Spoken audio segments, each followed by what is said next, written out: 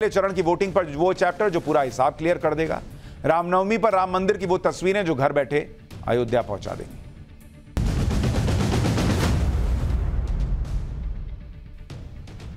चुनाव के पहले राउंड में शुक्रवार को वोटिंग होगी। पहला राउंड सबसे बड़ा है क्योंकि इसमें 102 सीटें हैं। आपको बताऊंगा कि इस पहले चरण का पूरा गणित क्या है, कौन कितनी सीटों पर मजबूत है और कौन से बड़े चेहरों का टेस्ट पहले चरण में होने वाला है। लेकिन पहले यह देख लीजिए कि इस राउंड में कहां-कहां वोटिंग होने वाली है। जिन अहम राज्यों में वोटिंग होने वाली है उनमें यूपी की 8 सीटें हैं जहां पहले चरण में मतदान होगा। उत्तराखंड की 5 सीटें हैं, बिहार की 4 सीट है, बंगाल की 3 सीट, मध्य प्रदेश की 6 सीट, राजस्थान की 12 सीटों पर पहले चरण में वोटिंग है, महाराष्ट्र की 5 सीट और तमिलनाडु की 39 सीटें हैं। पहले चरण में बीजेपी पिछली बार के मुकाबले ज्यादा सीटों पर लड़ रही है और कांग्रेस पिछली बार के मुकाबले कम सीटों पर चुनाव लड़ रही है। 102 सीटों में इस बार बीजेपी 77 सीटों पर खुद लड़ रही है, जबकि 2019 में बीजेपी सिर्फ 56 सीट पर चुनाव लड़ी थी। जबकि पहले चरण में कांग्रेस इस बार 56 सीटों पर चुनाव लड़ रही है। 2019 में कांग्रेस 63 सीट पर चुनाव लड़ी थी। यानी बीजेपी की सीटें 2019 के मुकाबले बढ़ गई हैं, कांग्रेस की घट गई हैं। पहले चरण की बात कर रहा हूं। अब अगर आप सक्सेस रेट देखेंगे तो बीजेपी का सक्सेस रेट बहुत हाई है पहले चरण की सीटों पर, जबकि कांग्रेस बहुत पीछे है। जिन 102 सीटों पर पहले चरण में वोट पड़ने हैं उनमें बीजेपी 2019 में 56 सीटों पर लड़ी थी और 40 सीटें बीजेपी ने जीती थी। यानी बीजेपी का स्ट्राइक रेट 72% का था। उधर कांग्रेस 2019 में 102 सीट पर से 63 पर लड़ी थी और मात्र 15 जीत पाई थी। यानी कांग्रेस का स्ट्राइक रेट पहले चरण की 102 सीटों को देखें तो 2019 में 24% का था। यानी बीजेपी का स्ट्राइक रेट कांग्रेस के मुकाबले 3 गुना है पहले चरण की सीटों पर। लेकिन जब बीजेपी और कांग्रेस के बीच सीधी फाइट होती है तो बीजेपी का स्ट्राइक रेट और बढ़ जाता है, कांग्रेस का स्ट्राइक रेट और कम हो जाता है। पहले चरण की 102 सीटों में 2019 के चुनाव में बीजेपी और कांग्रेस की सीधी टक्कर वाली सीटों पर क्या हुआ था, अब आपको वो भी बताता हूं। फर्स्ट फेज की जो सीटें हैं उसमें कांग्रेस वर्सेस बीजेपी जो डायरेक्ट फाइट थी 2019 का बता रहा हूं आपको। 100 टोटल सीट कितनी थी? टोटल सीट थी 102। कांग्रेस वर्सेस बीजेपी वाली सीट कितनी थी जहां पर सीधी फाइट थी? सीधी फाइट वाली सीट थी 37 सीट। ऐसी 37 सीट थी जहां कांग्रेस वर्सेस बीजेपी की सीधी लड़ाई थी। इसमें से बीजेपी कितनी जीती? 37 में से बीजेपी जीती 31 सीट, 37 में से 31 सीट। और कांग्रेस कितनी जीती? कांग्रेस के पास आई मात्र 6 सीट। यानी बीजेपी का strike rate 84%, 84% Congress versus BJP और कांग्रेस का सक्सेस रेट मात्र 16%। तो यह है पहले चरण की सीटों का हाल। पहले चरण में 6 सीटें ऐसी हैं जिन पर बीजेपी 3 बार से लगातार जीत रही है। यानी 2 बार की मोदी लहर के पहले से यह सीटें बीजेपी के पास हैं। इनमें एक तो है उत्तर प्रदेश की पीलीभीत, बीजेपी 3 बार से यहां जीत रही है। जबलपुर मध्य प्रदेश की सीट है। मध्य प्रदेश की एक और सीट है बालाघाट। मध्य प्रदेश की एक और सीट है सीधी और 2 सीटें राजस्थान से हैं, चूरू और बीकानेर। ये वो 6 सीटें हैं जहां बीजेपी पिछले 3 बार से लगातार जीत रही है, जबकि कांग्रेस के पास सिर्फ 3 सीटें हैं जहां से वो लगातार 3 बार से जीत रही है। इन सीटों में मध्य प्रदेश का छिंदवाड़ा है यानी कमलनाथ का गढ़, मेघालय का शिलोंग है और असम में कालियाबोर है। इसके अलावा किसी पार्टी की मजबूती या कमजोरी का आकलन इस बात से भी लगा सकते हैं कि किसी सीट पर वो पिछले 3 चुनाव में 2 बार जीती या नहीं। इस हिसाब से पहले चरण में बीजेपी 32 सीटों पर बहुत मजबूत है, जबकि कांग्रेस सिर्फ 8 सीटों पर मजबूत दिखती है।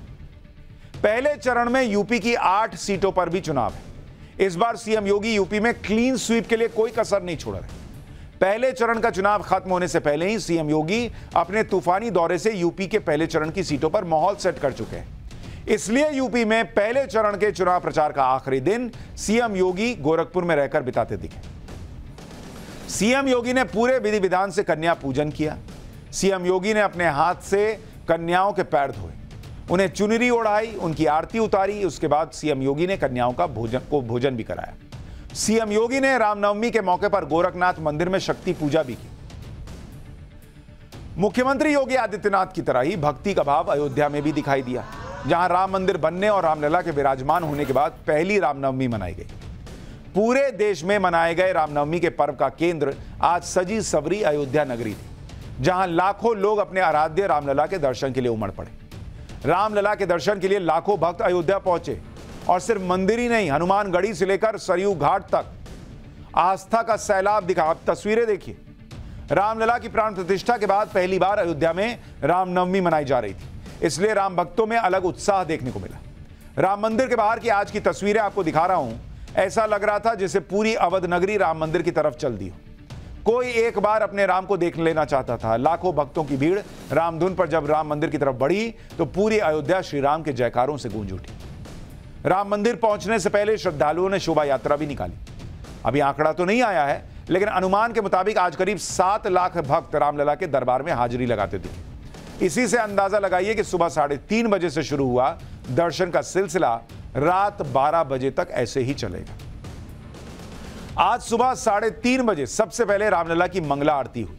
ये तस्वीरें देखिए, मैंने कहा था ना आपको वो तस्वीरें दिखाऊंगा जो आपको अयोध्या पहुंचा देंगी। मंगला आरती से पहले रामलला का जलाभिषेक किया गया। 11 पुजारियों की टीम ने रामलला का पंचामृत से अभिषेक कराया।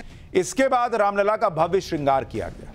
चांदी और सोने के वर्क से तैयार किए गए पीले वस्त्र धारण कराए गए। प्रभु रामलला 5 साल के राजकुमार के रूप में विराजमान है, इसलिए श्रृंगार में सोने के हार और सोने का मुकुट धारण कराया गया। एक तरफ भक्तों को दर्शन के लिए रामलला का श्रृंगार किया जा रहा था, तो हजारों राम भक्त रात से ही राम मंदिर के बाहर जमा थे। रामलला की पूजा अर्चना सुबह 3:30 बजे से शुरू हो गई थी, लेकिन भक्तों के लिए कपाट 5:30 बजे खोले गए।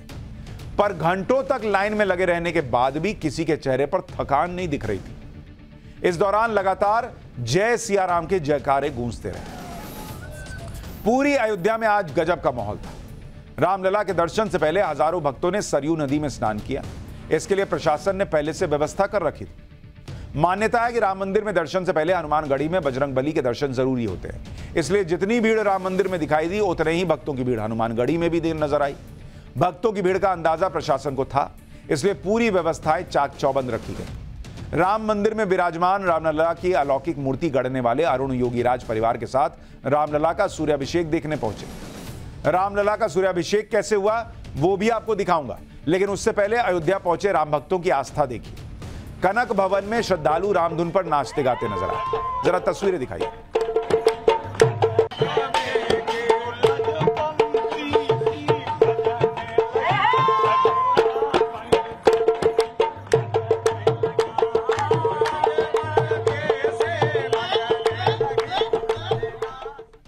रामनवमी के अवसर पर वैसे तो पूरी अयोध्या अद्भुत लग रही, लेकिन सबसे अलौकिक नजारा ठीक 12 बजे राम मंदिर के गर्भगृह में देखने को मिला, जब सूर्य देव ने रामलला का तिलक किया। तस्वीरें देखिए आप, ये लाइट देख रहे हैं आ रही है और सीधा रामलला के मस्तक पर करीब 4 मिनट तक रामलला का ललाट सूर्य की किरण से चमकता रहा। पूरी दुनिया हैरान कि जब राम मंदिर 3 मंजिला है और रामलला ग्राउंड फ्लोर पर बने गर्भगृह में विराजमान है, तो सूर्य किरण मंदिर के अंदर तक कैसे पहुंचे, वो भी सीधे रामलला के मस्तक पर। दरअसल रामलला के सूर्य तिलक के लिए बाकायदा एक सिस्टम तैयार किया गया, जिसे CBRI रुड़की और Indian institute of astrophysics Bengaluru के वैज्ञानिकों ने 2 साल की मेहनत से डिजाइन किया। यह काम कैसे करता है? 65 फीट के इस सिस्टम में अष्ट धातु के 20 पाइप लगे, 4 मिरर, 4 लेंस इस्तेमाल हुए। सबसे पहले सूर्य की रोशनी मंदिर के 3रे फ्लोर पर लगे लेंस पर गिरी, जहां से यह रोशनी मिरर से डाइवर्ट होती हुई पीतल की पाइप में प्रवेश कर गई। देख रहे हैं एकदम एक एक चीज जो बता रहा हूं देखते जाइए। सूरज की रोशनी लेंस पे पड़ी, फिर वो पाइप में गई, पीतल के पाइप में लगे दूसरे मिरर से टकराकर 90 डिग्री पर डाइवर्ट हुई और ग्राउंड फ्लोर तक पहुंची। पीतल के पाइप से सीधे जाते हुए किरण 2 अलग अलग लेंस से गुजरी। सूर्य की किरण 3 लेंस से गुजरने के बाद गर्भगृह वाले मिरर से टकराकर एक बार फिर 90 डिग्री पर डाइवर्ट हुई और चौथे लेंस से होती हुई पीतल के पाइप के अंत में लगे मिरर पर जा लगी। गर्भगृह में लगे मिरर से टकराने के बाद किरण ने रामलला के मस्तक पर सूर्य तिलक कर दिया। तो ये पूरा सिस्टम आपको समझ में आ रहा है कैसे सूरज की रोशनी लेंस पर, फिर मिरर से होते हुए, पाइप से होते हुए, अलग अलग लेंस से गुजरते हुए, फिर मिरर पर, और फिर मिरर से होते हुए रामलला के ललाट पर। तो बहुत ही दिव्य और भव्य आज वहां माहौल था और ये तस्वीरें पूरा देश देख रहा था।